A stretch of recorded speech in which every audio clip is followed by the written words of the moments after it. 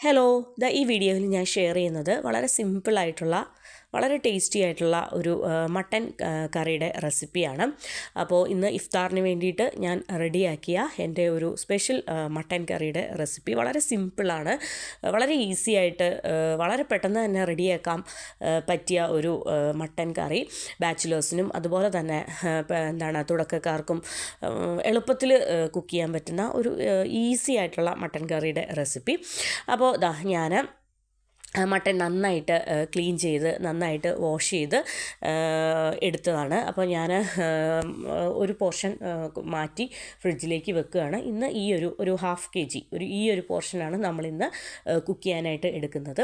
അപ്പോൾ ഏറ്റവും ആദ്യം തന്നെ നമ്മളൊരു കുറച്ച് മട്ടൻ എടുത്തു. അപ്പോൾ അതിലേക്ക് ആവശ്യത്തിന് കുറച്ച് ചില്ലി പൗഡറും ആവശ്യത്തിന് മഞ്ഞൾപ്പൊടിയും കുറച്ച് ഉപ്പും ഇട്ട് നന്നായിട്ടൊന്ന് മാരിനേറ്റ് ചെയ്ത് ഒരു കുറച്ച് നേരം ഞാൻ റെസ്റ്റ് ചെയ്യാൻ വെക്കുകയാണ്.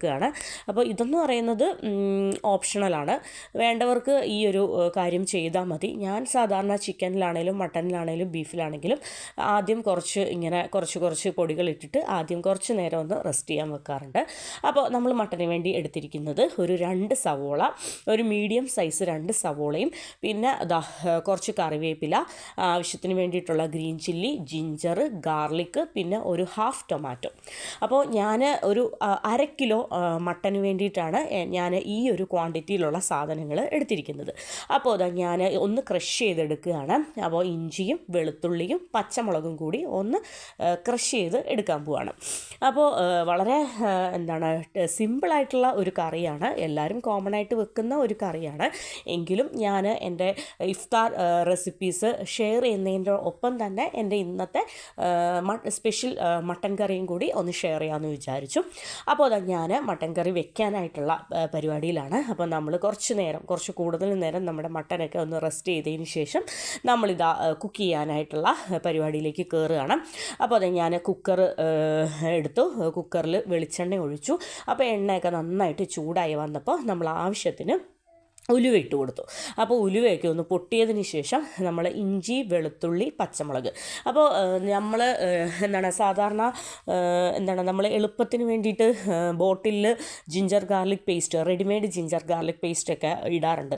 അപ്പം അങ്ങനെ അത് ചേർക്കുമ്പോഴത്തേനും നമുക്കൊരു വെറൈറ്റി ടേസ്റ്റ് ആയിരിക്കും. പക്ഷെ നല്ല ടേസ്റ്റി ആയിട്ടുള്ള ഒരു കറിയൊന്നും നമുക്ക് കിട്ടത്തില്ല. നമുക്ക് വളരെ ടേസ്റ്റി ആയിട്ടുള്ള കറി കിട്ടണമെങ്കിൽ നമ്മൾ ഫ്രഷ്ലി പ്രിപ്പയർ ചെയ്ത ഇഞ്ചി, വെളുത്തുള്ളി, പച്ചമുളക് തന്നെ വീട്ടിൽ പൊളിച്ചെടുത്ത് അത് ക്രഷ് ചെയ്ത് അത് ചേർക്കുമ്പോഴാണ് നമ്മുടെ ടേസ്റ്റി ആയിട്ടുള്ള കറികളുടെ ടേസ്റ്റ്, നല്ല അടിപൊളിയായിട്ടുള്ള കറികളൊക്കെ കിട്ടുന്നത്.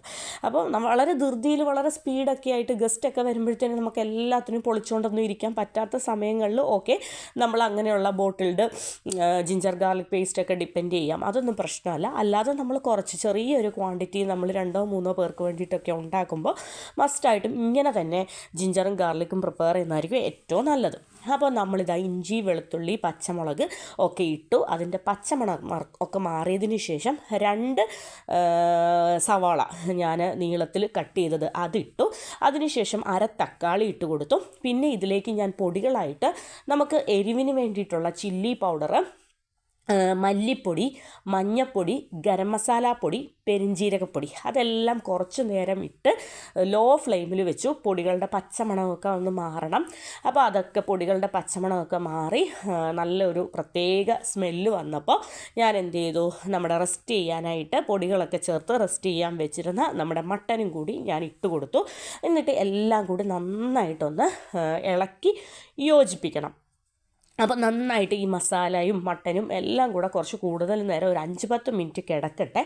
അതിനുശേഷം നമുക്ക് നല്ല തിളച്ച വെള്ളം ഒഴിക്കാം. അപ്പോൾ എത്രത്തോളം ഗ്രേവി വേണോ അത്രത്തോളം ഗ്രേവി നമുക്ക് റെഡിയാക്കാം. അതായത് അത്രത്തോളം ചൂടുവെള്ളം നമ്മൾ ഒഴിക്കാം. എനിക്കെന്ന് പറയുന്ന ഒരു സെമി ഗ്രേവി മതി. കാര്യം എന്ന് വെച്ചാൽ ഞാനിന്ന് ഇഫ്താറിന് വേണ്ടിയിട്ട് മട്ടൻ കറിയും തേങ്ങാപ്പാൽ താളിച്ചതും നൈസ് പത്തിരിയുമാണ് എടുക്കുന്നത്.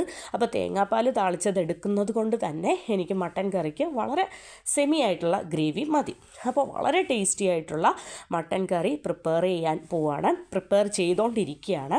അപ്പോൾ ഇതാ നമ്മൾ കുക്കർ അടച്ചു. ഇനിയിപ്പോൾ നമുക്ക് വിസിൽ കേൾക്കണം. അത്യാവശ്യം ഒരു 7-8 വിസിലൊക്കെ കേൾക്കണം. അതിനുശേഷം ഇതാ വളരെ ടേസ്റ്റി ആയിട്ടുള്ള സ്പൈസി ആയിട്ടുള്ള നല്ല അടിപൊളി മട്ടൻ കറി റെഡി ആയിട്ടുണ്ട്. അപ്പോൾ എൻ്റെ വളരെ സിമ്പിളായിട്ടുള്ള എന്നാൽ ടേസ്റ്റി ആയിട്ടുള്ള മട്ടൻ കറിയുടെ റെസിപ്പി നിങ്ങൾക്ക് എല്ലാവർക്കും ഇഷ്ടപ്പെട്ടെന്ന് വിചാരിക്കുന്നു. അപ്പോൾ ഈ ഒരു വീഡിയോ എന്ന് പറയുന്നത് സ്കിപ്പ് ചെയ്യാതെ കാണുക.